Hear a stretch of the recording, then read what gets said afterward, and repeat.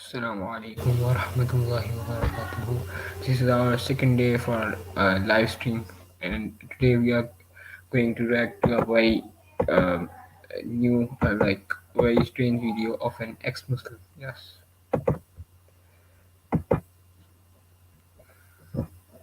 we are gonna wait for 2 minutes. Yeah,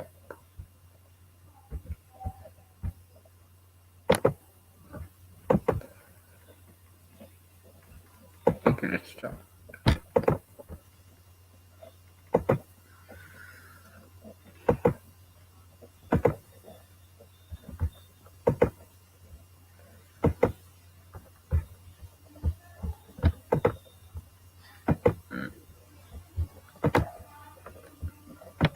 Centuries since one of the most influential men this world 14 centuries. It has been 14 centuries since one of the most influential In this video, I'm going to refute his claim that how did Prophet Muhammad die.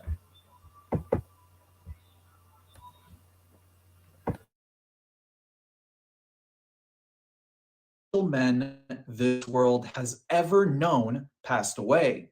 But I'm not talking about Jesus. The Prophet Muhammad died in the 7th century AD. The cause of his death is debatable. Many Muslims will say that Muhammad died of natural causes.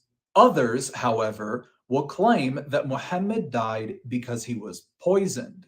But no matter which side you may agree with, there is a detail in the story of Muhammad's death that is often overlooked. This detail ultimately reveals everything we need to know about the Prophet Muhammad. But before we reveal this specific detail, we first have to understand the story in its greater context. Let's begin in the Battle of Khaybar. The Battle of Khaybar took place in the year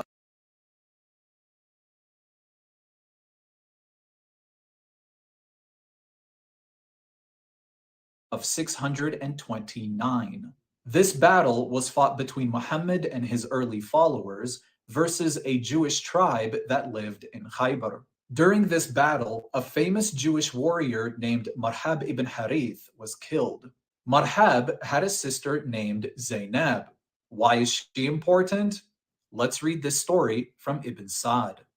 When the Apostle of Allah conquered Khaybar and he had peace of mind, Zainab bint al-Harith, the sister of Marhab, who was the spouse of Salam ibn Mishkam, inquired, "Which part of the goat is liked by Muhammad?" They said, "The foreleg." Then she slaughtered one from her goats and roasted it. Then she wanted a poison which could not fail. The Jews discussed the poisons and became united on one poison. She poisoned the goat by putting more poison on the forelegs and the shoulders. Zainab, whose brother was killed by Muhammad and his men, got together with the other Jews in Khaybar, and they all decided that they were going to kill Muhammad by feeding him poisoned lamb. When the sun had set and the Apostle of Allah returned after leading the people in Maghrib, that's the sunset prayers, she sat by his feet. She said, "O Abu al-Qasim, here is a present which I wish to offer you." The Prophet ordered it to be taken. Walaikum assalam. Yeah, Zainab waited for Muhammad and his men to finish Maghrib and offered the poisoned lamb as a gift to them. Actually, this man thinks that he's an Arab, but he isn't because his pronunciation of this word are actually indestructible.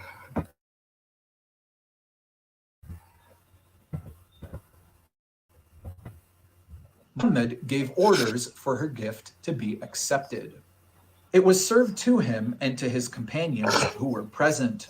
The Apostle of Allah took the foreleg and put a piece of it into his mouth. Bishr ibn al-Bara also took a piece and put it into his mouth. When the Apostle of Allah ate one morsel of it, Bishr also ate his, and the other people also ate from it. Muhammad's men did something very interesting here. They waited for Muhammad to eat a piece of the lamb first before they ate any of it themselves. Then the apostle of Allah said, "Hold back your hands, because this foreleg has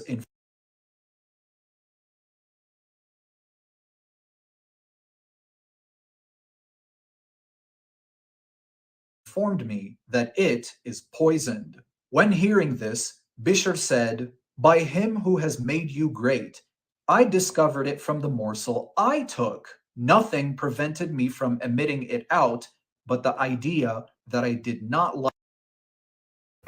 The thing I will make you clear this time is that he's going to quote Quran at the next time, I guess, and this is Ibn Sa'd, I guess. This hadith may be not authentic, but it has some authenticity.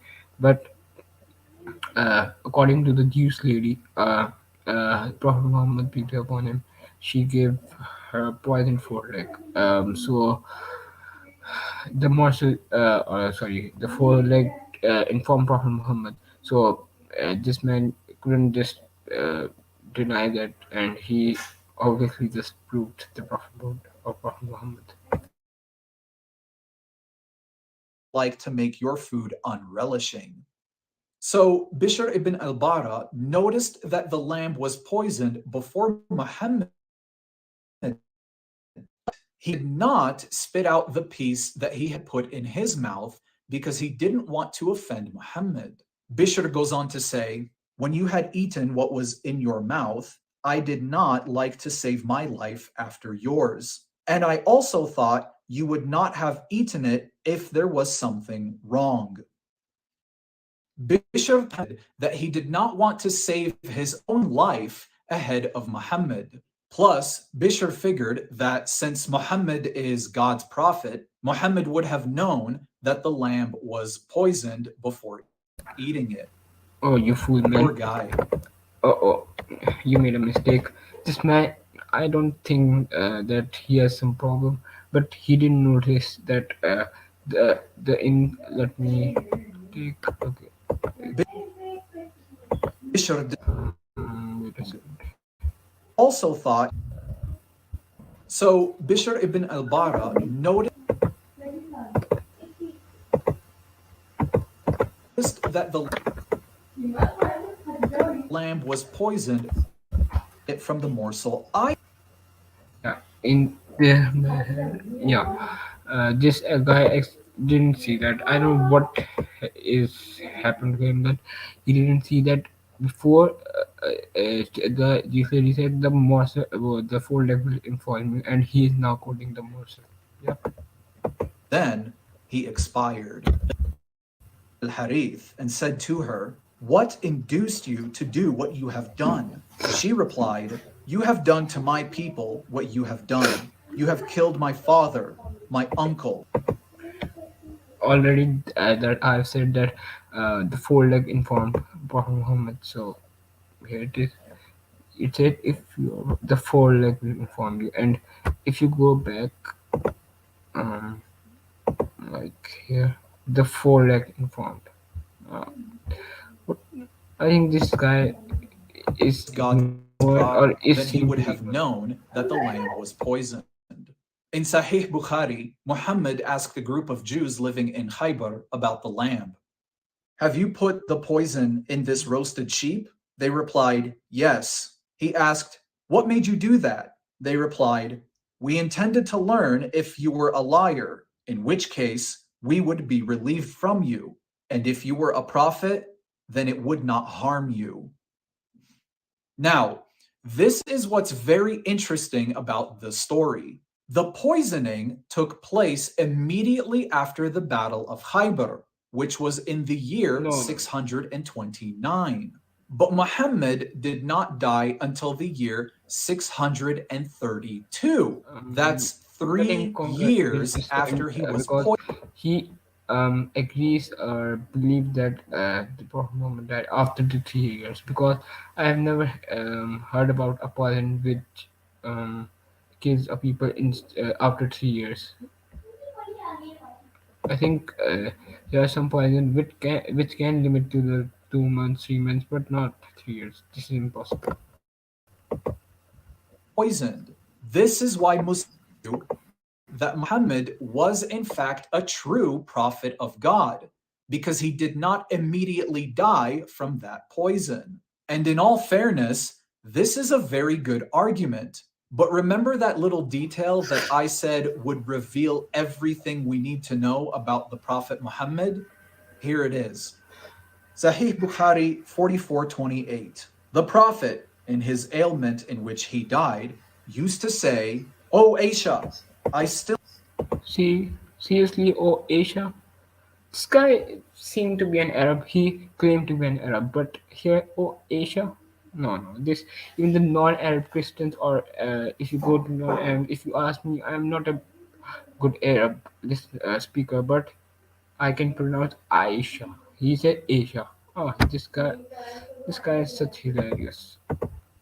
feel the pain caused by the food I ate in Khaybar. And at this time, I feel as if my aorta is being cut from that poison. You might be asking, I will stop the video here. It says that I will cut the in his ailment, and what is ailment? Ailment is some of minor illness, and poison is not a minor illness.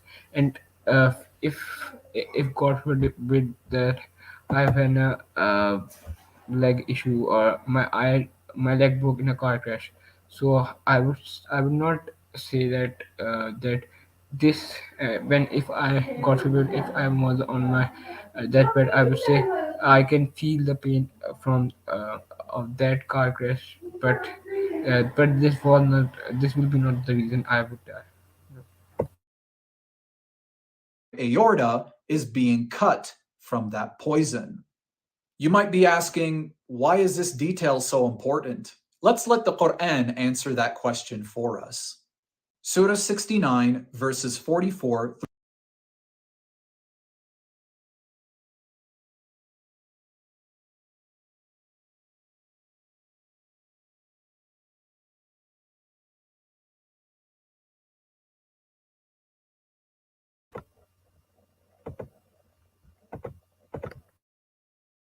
through 46.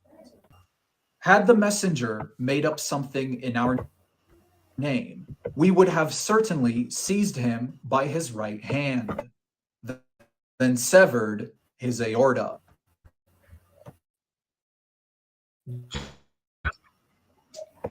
Take By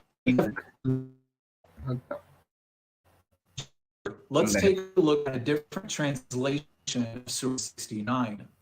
Ibn Kathir says, and if he had forged a false saying But concerning us, I we will stop surely you would have. here. The word used for uh, aorta in Quran and in the Hadith are different, totally different. Two words, and they have different meanings. Like here it says al-batin means here it says that al-batin means the aorta, the lung, or the vein that is connected to heart, which we now call the aorta. But in Hadith it says the word for aorta is abhuri. So and here in the Quran is al-watin. So there are two different words, two different meanings, and they contradict. So this man just Wetin from lost the him. argument. And according to Ibn Abbas, al-wetin, refers to the artery of the heart, and it is the vein that is attached to the heart. So Allah Himself revealed in the Quran that if Muhammad is in fact a false prophet, He would have killed Muhammad by cutting off his aorta. This is just a rubbish argument. As Muhammad could have said while he was dying, he chose to say the very word. Ailment does not mean it is a minor. I told you before that it is a minor illness, and if I forgot forbid broke my leg from a car accident, I would on my deathbed I could still feel the pain from that car crash on my leg, but it doesn't mean that it was the reason that I would die, because after 3 to 4 years, just like Prophet Muhammad, he said I could feel the pain which is cutting my aorta. Uh, if he had made something upon in Awas name, so he wouldn't die. He would die instantly, but here he didn't. So it really debunks your argument. So goodbye.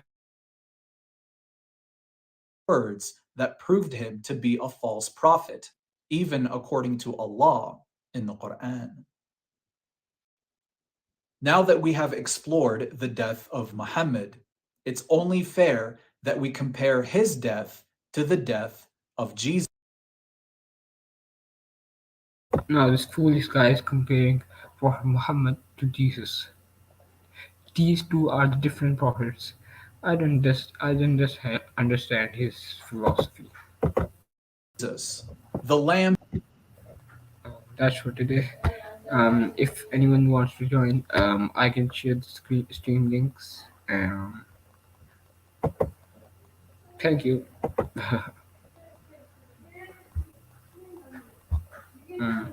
I hope you guys enjoyed this video, and if anyone wanted to share any of his beliefs and etc., I'm here. You can ask me anytime, any moment. So that's for all. Thank you.